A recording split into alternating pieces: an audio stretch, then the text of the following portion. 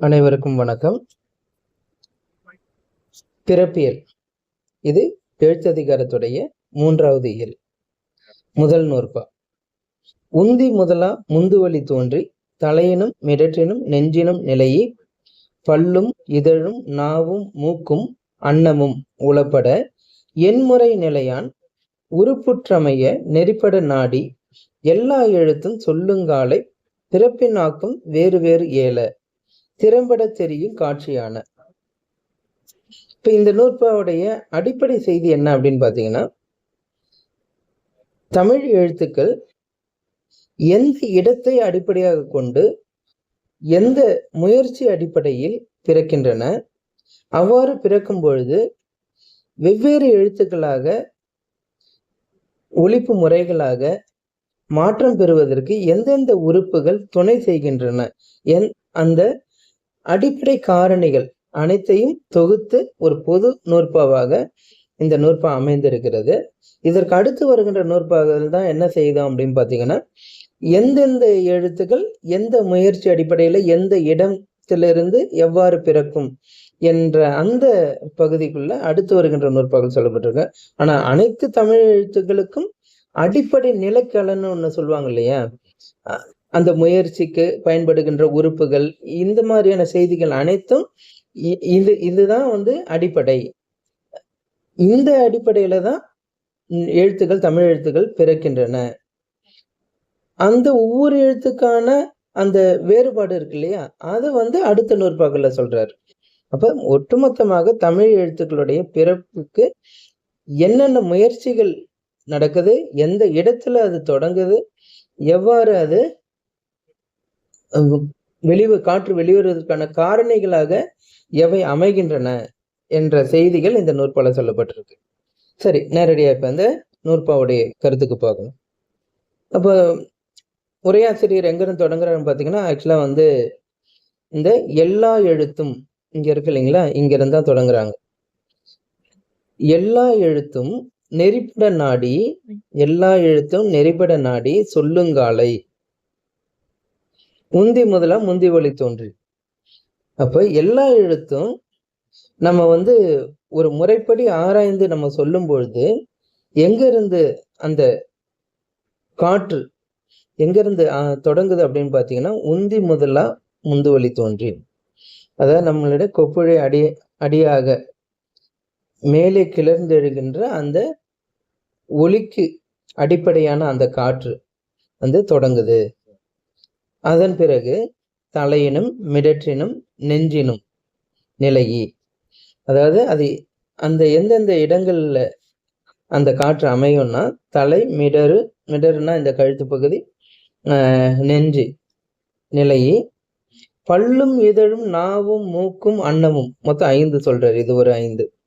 ஆனா இங்க அவர் என்ன சொல்றாருன்னு பாத்தீங்கன்னா, உளப்பட எண்முறை நிலையான்னு சொல்றாரு இல்லைங்களா. எண்முறை நிலையான்னு சொன்னாலும் இவரே என்ன பண்றாரு அப்படின்னா, தலை, மிடறு, நெஞ்சு அப்படின்றத ஒரு பகுதியாகவும், பல், இதழ், நா, மூக்கு, அன்னம் என்பதை தனியாகவும் பிரித்து காட்டுகிறார். அப்போ மொத்தம் இந்த 8. இந்த 8 அடிப்படையில தான் உறுப்புற்று அமைய அந்தந்த உறுப்புகளின் செயல்பாடுகளுக்கு ஏற்ப அது என்ன ஆகுது, இந்த பிறப்பின் ஆக்கம் வேறு வேறு இல்லை, ஒவ்வொரு வெவ்வேறு எழுத்துக்களாக அந்த பிறப்பு என்பது அமைகிறது அப்படின்னு சொல்றாரு. இப்ப இங்க நம்ம கவனிக்க வேண்டியது, பல், இதழ், நா, மூக்கு, அன்னம், இந்த 5 இருக்கு இல்லைங்களா. இந்த 5 ஒளி வெளியேறும்போது அந்த காற்றுடைய திசையை அல்லது அந்த முயற்சியை வெவ்வேறு எழுத்தாக மாற்றுவதற்கான வேலையை செய்கின்ற உறுப்புகள் இவை, இந்த 5. தலை, மிடறு, நெஞ்சு இதெல்லாம் என்னன்னா, காற்று எந்த இடத்துல நிலை பெற்று இருந்து வெளிவருகிறது, அந்த இடம்னு சொல்லுவாங்க இல்லையா அது. ஆனா இந்த தலை பொறுத்த வரைக்கும் இந்த மொழியியலாளர்கள் ஏத்துக்கிறது இல்லை. ஆனா நம்ம தலையை எப்படி பார்க்கணும் அப்படின்னு பாத்தீங்கன்னா, ஆயுத எழுத்து நம்ம உச்சரிச்சு பார்த்தீங்கன்னா தெரியும். அக்கு என்கின்ற ஆயுத எழுத்தை உச்சரிக்கும் போது அந்த தலையில ஒரு அதிர்வு ஏற்படுவதை நம்மளால பார்க்க முடியும். அதனால இதை சொல்லியிருக்கலாம் அப்படின்னு நம்ம பார்க்கலாம். அப்போ ஒவ்வொரு எழுத்தை பார்க்கும்போது அதை பார்க்கலாம். இப்போ இந்த மூன்றும் தலை, மிடறு, நெஞ்சு இந்த மூன்றும் காற்று நிலை பெறுகின்ற இடமாகவும், பல், இதழ், நா, மூக்கு, அன்னம் இந்த ஐந்தும் அந்த காற்றை ஒலிகளாக வேறுபடுத்துகின்ற வேலையை செய்கின்ற உறுப்புகளாகவும் நம்ம கொண்டு நம்ம ஆராய்ந்து பார்த்தால் அந்த பிறப்பினாக்கும் வேறு வேறு இல்லை. அந்த பிறப்பு என்பது வெவ்வேறாக அமைந்திருக்கும். அது எப்பொழுதுன்னா திறம்பட தெரியும் காட்சியான அந்த கூறுபாடுகளை நம்ம அறிவுபூர்வமாக ஆராய்ந்து பார்க்கும்போது இந்த வேறுபாடுகளை நம்மால உணர முடியும் அப்படின்னு சொல்றாரு. இப்ப இதுல நான் ஒரு செய்தி குறிப்பிட வேண்டியது இருக்கு. ஏன்னா இப்ப இதுல பாலசுந்தரன் ஐயா அவர்களுடைய கருத்தை நான் அடுத்த பகுதியில வச்சிருக்கிறேன். அதை நம்ம இப்ப பார்ப்போம்.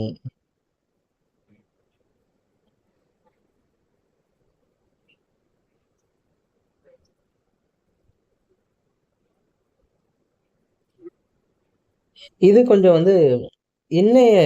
இன்றைய காலகட்டத்தில் இருக்கின்ற மொழியில் கூட நம்ம கொஞ்சம் பார்க்க வேண்டி இருக்குது. அதனாலதான் இந்த பகுதியை சொல்லியிருக்கேன். எண்வகை உறுப்புகள், அந்த தொல்காப்பியர் சொன்ன அந்த எண்வகை உறுப்புகள்ல நெஞ்சு, மிடறு, தலை இது அதிர்வு உறுப்புகள் அப்படின்னு சொல்றாரு. அப்ப தலை என்பதை நான் இப்ப சொன்னேன் இல்லைங்களா, ஆயுதம் உச்சரிக்கும் போது நமக்கு அங்க ஒரு அதிர்வு ஏற்படுவது நம்மளால உணரணும்னா அதிர்வு உறுப்புகள் எடுத்துக்கிறாரு. மூக்கு, அன்னம், பல் அதை நிலை உறுப்புகள் அப்படின்னு சொல்றாரு. நாவும் இதழும் இயங்கு உறுப்புகள். அப்ப அதை இன்னும் கொஞ்சம் அவரை அந்த ஃபைன் டியூன் பண்றதுன்னு சொல்லுவாங்க, இன்னும் கொஞ்சம் பிரித்து நுணுகி ஆராய்ந்து பார்க்கிறார். அப்புறம் முந்து வழியான் தோன்றும் ஓசை ஒன்றே ஆயினும் நெஞ்சு வழி அடர்த்தியானும், அதாவது மிடற்று வழி துறப்பினும், அதாவது நெஞ்சு வழியில் அடர்த்தியானும் மிடறு அந்த கழுத்து பகுதி அதனால துறப்பினாலும், அதாவது வெளியேறுது இல்லையா அது.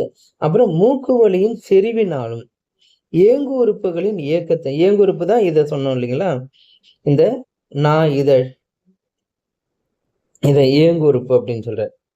ஓசை வெவ்வேறு எழுத்தொழில் ஒலிகளாய் திறம்பட தெரிவன ஆயின அப்படின்னு சொல்றாரு. அப்போ இந்த இன்னும் கொஞ்சம் தொல்காப்பியர் சொன்னதையே கொஞ்சம் கூடுதலாக இவர் அந்த 8 உறுப்புகளுடைய செயல்பாடுகளை மிக அழகாக பிரிச்சிருக்கிறாரு. இதை ஏற்றுக்கொள்ளக்கூடிய ஒரு அமைப்பாக இருக்கு என்பதனாலும் அந்த மொழியியல் கண்ணோட்டத்தோடு பார்க்கின்ற தன்மை இதுல இருக்கிறதுனால நான் இந்த பகுதியை நான் இது கூட சேர்த்திருக்கிறேன். இப்ப இந்த அடிப்படையில் நம்ம பார்க்கும்பொழுது எண்வகை உறுப்பை நெஞ்சு, மிடறு, தலை அது அதிர்வு உறுப்புகள், மூக்கு, அன்னம், பல் நிலை உறுப்புகள், ஏன்னா அது மாற போறது இல்லை, நாவும் இதழும் இயங்கு உறுப்புகள் அப்படின்னு பிரிச்சுக்கிறேன். அப்ப அடுத்து மறுபடியும் இங்க என்ன சொல்ற வர்றேன்னா, அப்ப அது எப்படி செயல்படுது அப்படின்னா, முந்து வழியின் தோன்றும் ஓசை ஒன்றே ஆயினும், அதாவது அந்த ஒளி அந்த காற்று வெளியே வரும்போது ஒரே காற்று தான் வெளியே வருது. ஆனா அந்த ஓசை ஒன்றே ஆயினும் அந்த ஓசை வேறுபாடு எங்க ஏற்படுது அப்படின்னா, நெஞ்சு வழியின் அடர்த்தி, மிடற்று வழியின் துறப்பு, மூக்கு வழியின் செறிவு, இயங்கு உறுப்புகளின் இயக்கம், அதனால அந்த ஓசை வெவ்வேறு எழுத்தொழிகளாக திறம்பட தெரிவன ஆயின அப்படின்னு சொல்றாரு. இது என்னைய மொழியில் கண்ணோட்டத்தோட பொருந்தி போகின்ற ஒரு தன்மையோட இந்த உரை இருக்கின்றதுனால நான் எடுத்து காட்டியிருக்கேன். நன்றி, வணக்கம்.